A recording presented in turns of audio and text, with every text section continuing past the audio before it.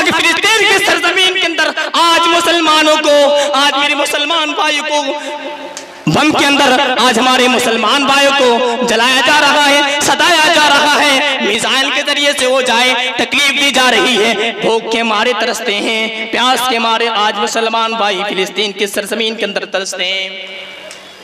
अल्लाह के नबी फरमाते हैं, कहते हैं कि अगर उसका एक जिस्म का एक टुकड़ा अगर बीमार पड़ जाता है तो पूरा जिस्म बुखार के मारे तड़प उठता है और वो बेदार रहता है। आज सरजमीन फिलिस्तीन के अंदर लड़ाइयां हो रही है, जो लड़ाई अभी बर वक्त पे चल रही है। मेरे अजीज साथियों, आपको कभी हमदर्द बन सके आप उनका? कभी आपने उनके लिए दुआएं की? कभी आपने उनके लिए सदकाएं की? कैसे आप हमदर्द हैं? जबकि अल्लाह के नबी सल्लल्लाहु अलैहि वसल्लम फरमाते हुए कहते हैं कि आपसे ताल्लुकात इस कदर के होने चाहिए, इस कदर के होने चाहिए कि अगर मेरी उंगली कटती है तो दूसरे मुसलमान भाइयों को चोट पहुंचती है। ये अल्लाह के नबी सल्लल्लाहु अलैहि वसल्लम ने बुखारी और मुस्लिम शरीफ के हदीस के अंदर इरशाद फरमाते हुए कहते हैं। मेरे अजीज साथियों, ये अल्लाह के नबी सल्लल्लाहु अलैहि वसल्लम की हदीस आज फिलिस्तीन की सरजमीन के अंदर मुसलमानों को बम के जरिए, मुसलमानों को मिसाइल के जरिए इस कदर ये दबोचा जा रहा है, जो हॉस्पिटल के अंदर इस कदर के बच्चे, जो बच्चे तरसते हैं, माँ की दूध पीने वाला बच्चा है वो बच्चा तरसता है, बच्चे को इस कदर के हालात बना के रखा है। मुसलमानों, क्या दर्द महसूस होती है आपको? कौन से मुसलमान है? कैसा मोमिन है? किस कदर के मोमिन आप? कैसे इस्लाम कबूल करने वाले हैं आप? कैसे ईमान रखते हैं अपने रब कायनात के ऊपर? कैसे ईमान रखते हैं अपने नबी सल्लल्लाहु अलैहि वसल्लम के ऊपर? मुसलमानों, किस कदर के मुसलमान आप हैं कि भाई को गादरों मूली की तरह काटा जा रहा है, दबोचा जा रहा है, ऐसा लग रहा कि पैर के तलवे के ऊपर, नोक के ऊपर रखते जा रखेंगे, बच्चों को तुमों से जा रखेंगे, बच्चे हमारे रो रखेंगे, जो बच्चे 6-6 साल के हैं, जो बच्चे 5-5 साल के हैं, जो 6 महीने के बच्चे हैं, जो 8वें महीने के बच्चे हैं, वो बच्चे तरसते हैं माँ की दूध के लिए। और वो यहूदी, वो गद्दार, वो मक्कार इस तरह ही बमबारी कर रहा है कि वो बेटियां, वो बेटे, वो बच्चे, वो बच्चियां इतना तरसता है, माँ की दूध के लिए इतना तरसता है कि बेताब हो जाता है। काश अगर मेरी माँ मेरे करीब होती, मुझे चंद ही घोट दूध पिलाती, मैं आसूदा हो जाता। मेरे अजीज साथियों, अल्लाह के नबी सल्लल्लाहु अलैहि वसल्लम की हदीस है कि अगर एक मुसलमान को ऐसा हो जाए, एक मुसलमान को ऐसा हो जाए जो एक दूसरे के साथ ऐसे हालात करते हुए जाए। मेरे अजीज साथियों, अब्दुल्ला बिन सईद रज़ियल्लाहु तआला ने इरशाद फरमाते हुए रवायत करते हैं, वो बयान करते हैं कि नबी करीम सल्लल्लाहु अलैहि वसल्लम ने इरशाद फरमाते हुए कहते हैं कि जब अल्लाह के नबी सल्लल्लाहु अलैहि वसल्लम हुनैन को फतह कर लिए, अल्लाह के नबी सल्लल्लाहु अलैहि वसल्लम जब हुनैन को फतह किए तो माल गनीमत अल्लाह के नबी सल्लल्लाहु अलैहि वसल्लम तकसीम करना शुरू कर दिए। जो लोग गरीब थे, जो लोग कमतर वाले थे, अल्लाह के नबी सल्लल्लाहु अलैहि वसल्लम ने उनको तकसीम करना शुरू कर दिए। ये भाई चाय वालों को बाहर गिराइए, तो क्यों अंदर पे रहेंगी? ये क्या तरीका है? ये बाहर नहीं चाहिए, बाहर बेचिए आप। इसकी तरह ताकत हो तो जहन से बात उतर जाती है भाई। अल्लाह के नबी सल्लल्लाहु अलैहि वसल्लम तक ये खबर पहुंची कि ये जो माल गनीमत है, ये माल गनीमत अंसार के कबीले के लोग भी हासिल करना चाह रहे हैं। सुनिए हदीस, बहुत गौर से सुनिए। अल्लाह के नबी सल्लल्लाहु अलैहि वसल्लम फरमाते हुए कहते हैं, खड़े होकर अल्लाह के नबी सल्लल्लाहु अलैहि वसल्लम और खिताब करते हुए कहते हैं, खिताब करना शुरू कर देते हैं। हम्दो सना के बाद अल्लाह के नबी फरमाते हुए कहते हैं, या माशरल अंसार अलम अजिदकुम दलाला फदाकुमुल्लाहु बी व आलतु फaqnaकुमुल्लाहु बी व मुतफर्रिकीन फजमअकुमुल्लाहु बी। ये अंसार के कबीले के लोगों, ये अंसार के लोगों सुनो, जिस माल को तुम हासिल करना चाह रहे हो, वो माल के बारे में एक मर्तबा सुन लो, तुम अपनी माजी के बारे में सुन लो। या माशरल अंसार अलम अजीदकुम दलालन फहदाकुमुल्लाहु बी। अल्लाह के रसूल फरमाते हैं, कहते हैं वअला तौफाकुनाकुमुल्लाहु बी व मुतफर्रिकीन फजमाअकुमुल्लाहु बी। अल्लाह के नबी फरमाते हुए कहते हैं, अंसार के कबीले के लोगों, ये अंसारों, क्या तुम गुमराही में नहीं थे? रब्बे कायनात ने मेरे तरह से तुम्हें हिदायत दी है। क्या तुम फकीर नहीं थे? रब्बे कायनात ने मेरे जरिए से तुझे मालदार बनाया है। क्या तुम जुदा जुदा नहीं थे? रब्बे कायनात ने मेरे जरिए से तुझे एक दूसरे को जमा किया है। ये अंसार के कबीले के लोगों, क्या तुम गुमराही के आलम में नहीं पड़े हुए थे? एक दूसरे के जानी दुश्मन नहीं थे? ये अंसार के कबीले के लोगों, ये अंसारों सुनो, जब तुम ये भाई एक दूसरे भाई के खून के प्यासा थे, रब्बी कायनात ने मेरे जरिए से तुझे उस गुमराही से हटाया। जब तुम फकीर थे, जब तुम दूसरे के यहाँ इस तरह की हालात तुम्हारी थी, जब तुम मालदार नहीं थे, क्या रब्बी कायनात ने मेरे जरिए से तुझे मालदार नहीं बनाया? क्या तुम जुदा जुदा नहीं थे? एक दूसरे को देख के हसद नहीं करता था? क्या एक दूसरे को देखने के बाद जलन नहीं करता था? क्या एक दूसरे पर जुल्म नहीं क्या करता था? जब एक दूसरे को देखा करता था तो दूसरे के ऊपर वो हसद क्या करते थे, जलन क्या करते थे कि अगर ये शख्स मुझे मिल जाता तो मैं इसके साथ फला सलूक करके दूं। क्या तुम इस कदर नहीं थे? मुतफर्रिकीन फजमाअकुमुल्लाहु बी। अल्लाह रब्बुल आलमीन ने मेरे जरिए से तुझे जमा कर दिया है। अल्लाह के नबी सल्लल्लाहु अलैहि वसल्लम फरमाते भी कहते हैं, ये सारे सवालात के जवाबात में अंसार कहते हैं, अल्लाह और उसके रसूल का हम पे बड़ा एहसान है। अंसार कहते हैं, अल्लाह और उसके रसूल का हम पे बहुत बड़ा एहसान है। मेरा जी साथियों, अल्लाह रब्बुल आलमीन ने मोमिनों को इस कदर तोहफा दे के रखा है, और हम मुसलमान इस कदर थे कि एक दूसरे को मारा करते थे, एक दूसरे को कत्ल किया करते थे, एक दूसरे की ग़ीबत किया करते थे। अगर एक कबीले के लोग को किसी ने एक को मार दिया, एक शख्स को मार दिया, तो 10 बेगुनाह को हम लोग काट दिया करते थे। अल्लाह रब्बुल आलमीन ने इस एहसान को कुरान मजीद के अंदर खास तौर पर जिक्र किया है, और फरमाते हुए कहते हैं, वातसिमू बिहब्लिल्लाहि जमीअन वला तफर्रकू वज़कुर निअमतल्लाहि अलैकुम इज़ कुंतुम आदाअन फअल्लफ़ बैना क़ुलूबिकुम। अल्लाह रब्बुल आलमीन कहता है कि तुम मेरी रस्सी को मजबूती से थाम लो और फिर में मत बटो, और अपने ऊपर अपने अल्लाह रब्बुल आलमीन की नियामतों को याद क्या करो। जब तुम एक दूसरे के जानी दुश्मन थे, अल्लाह रब्बुल आलमीन ने तुम्हारे दिल में उल्फत पैदा कर दी।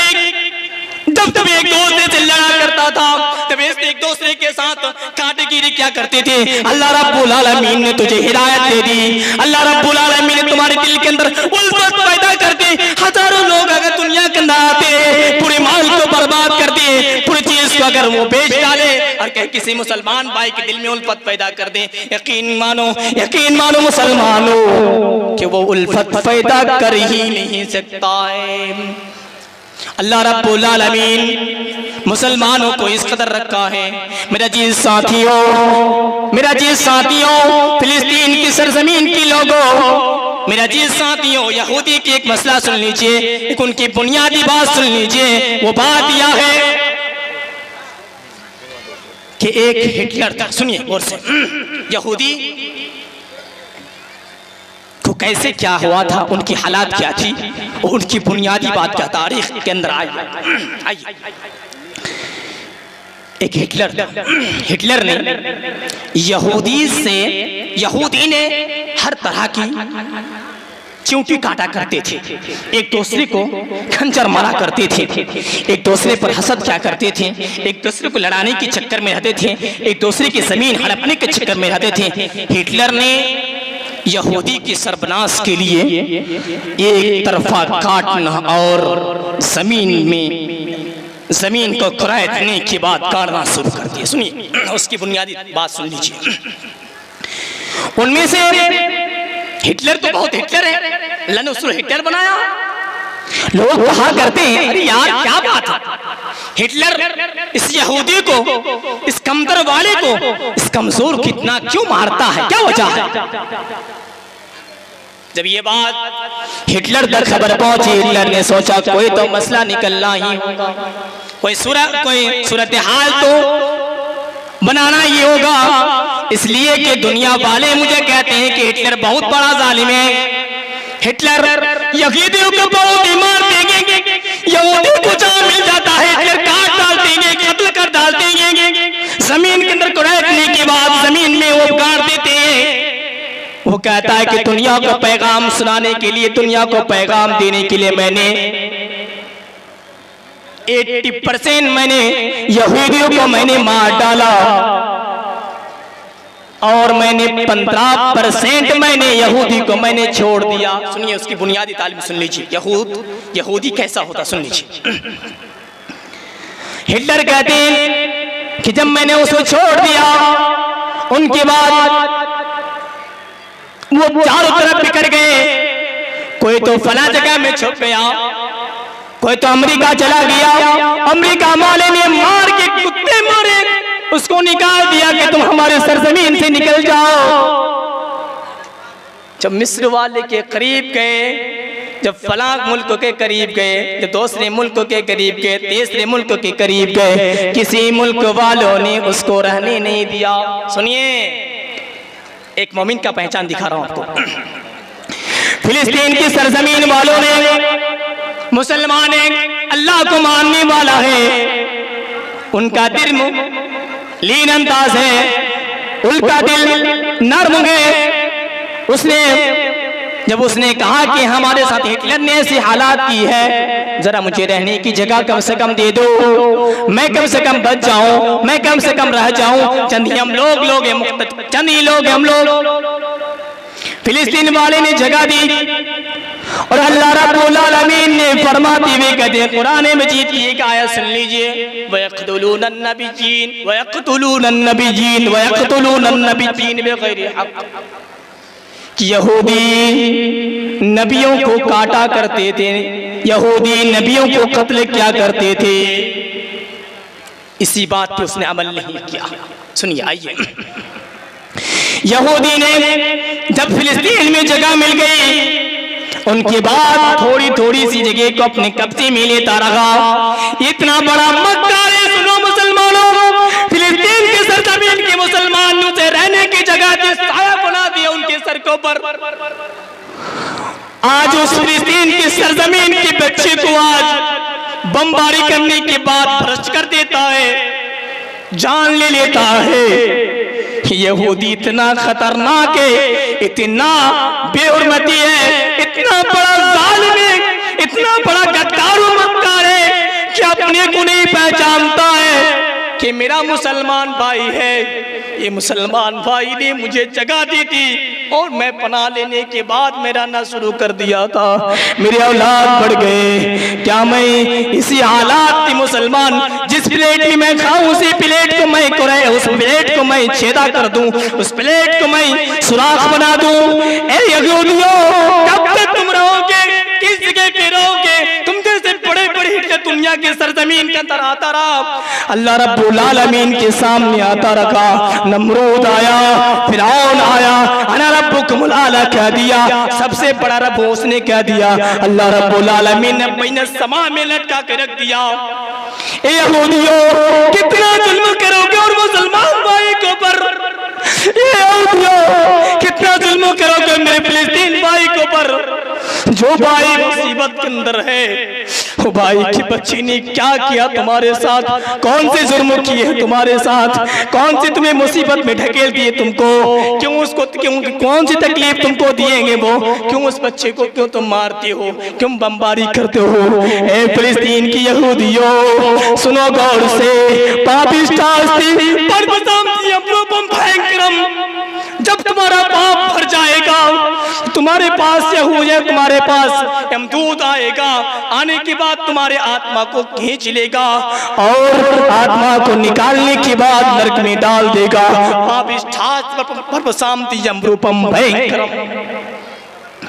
मेरे अजीज साथियों, श्री कृष्ण जी की एक मंत्र में पढ़ता हूँ, भविष्य शांति के शांति छित्रे कंटका अर्तिक्ष लोग धास माना अहंकार तरपेता।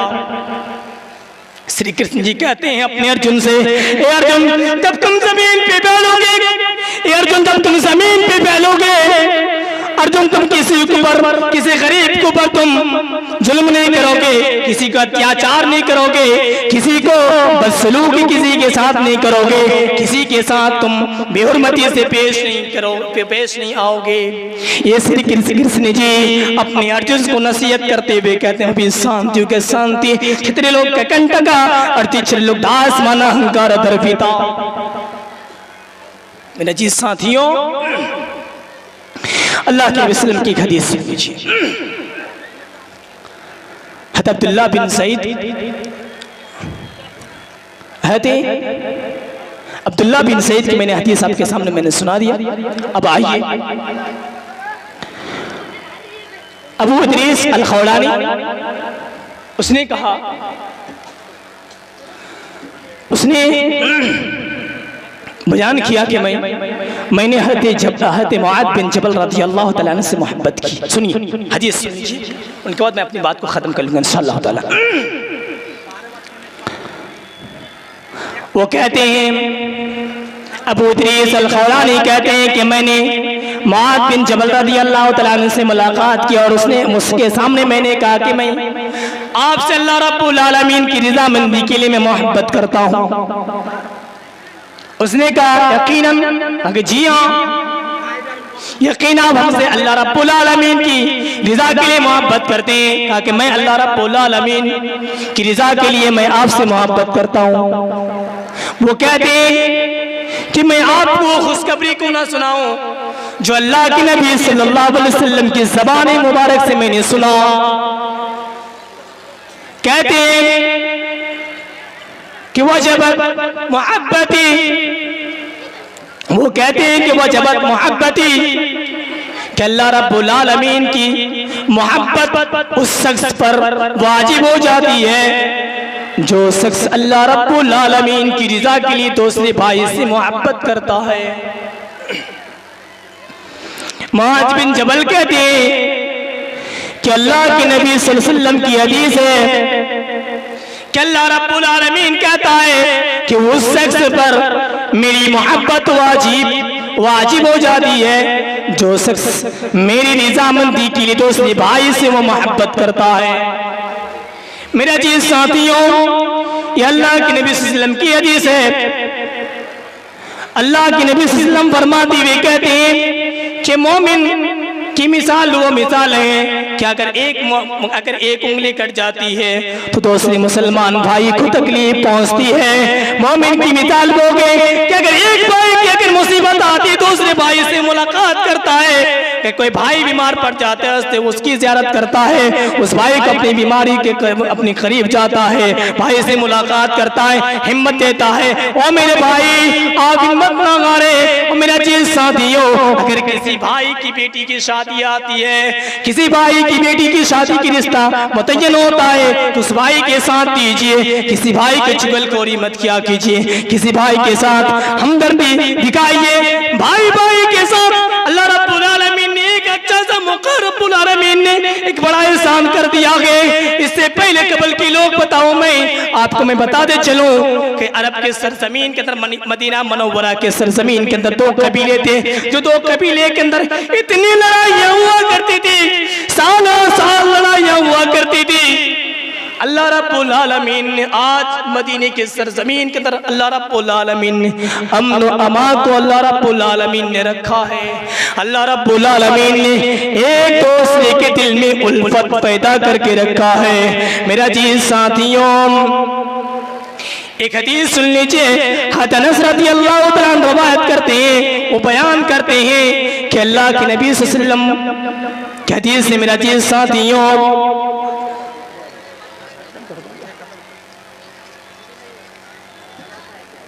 अल्लाह रब्बुल आलमीन से आखिर में दुआ गो मौला करीम हम तमाम को अल्लाह अपने भाई की हमदर्दी समझने और उनकी बीमारी में ज़ियारत करने की तौफ़ीक़ अता फरमा। आमीन। वमा तौफ़ीक़ी इल्ला बिल्लाह। अस्सलामु अलैकुम व रहमतुल्लाहि व बरकातुहू।